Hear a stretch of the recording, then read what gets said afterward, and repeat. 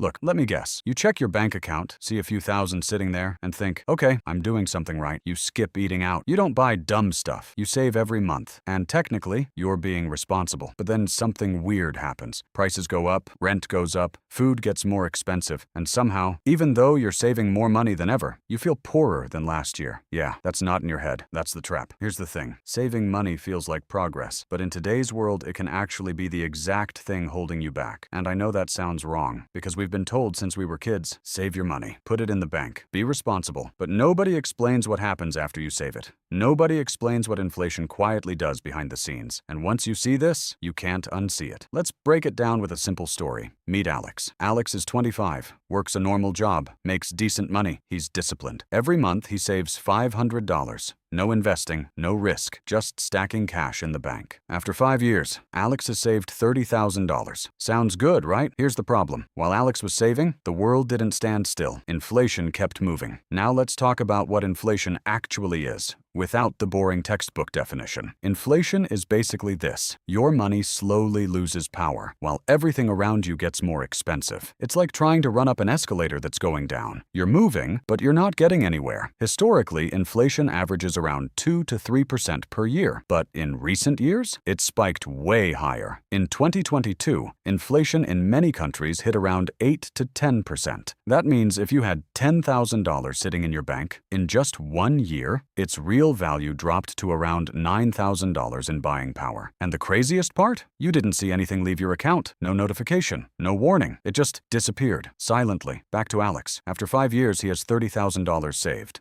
But because of inflation, that $30,000 doesn't buy what it used to. Rent is higher, cars cost more, groceries are up. So in reality, Alex didn't gain wealth. He just preserved less loss than everyone else. And this is where most people get it wrong. They think saving money equals getting richer. But in reality, saving money without investing equals slowly getting poorer. Now, before you think I'm saying don't save money, that's not the point. Savings are important, but only for one thing: stability, not growth. Your savings account is like a parking lot. It's a place to keep your money safe, temporarily. But if you leave your car parked there forever, you're not going anywhere. Let's talk numbers for a second, because this is where it gets real. Let's say you save $10,000 and leave it in the bank for 10 years. Average inflation, approximately 3% after 10 years. That $10,000 has the buying power of around $7,400. You lost over 25% of your money by doing nothing. Now compare that to investing. If that same $10,000 was invested in something like the S&P 500, historically averaging around 8 to 10% per year, after 10 years, you'd have around $21,000 to $25,000. Same money, completely different outcome. This is the moment most people realize something uncomfortable. It's not just about how much you save, it's about what your money is doing while you sleep. Let me explain it like this. Saving money is like storing water in a bucket with a tiny leak. You keep pouring more in, but it's slowly draining at the same time. Investing is like turning that bucket into a system that refills itself. And here's where it gets even more interesting.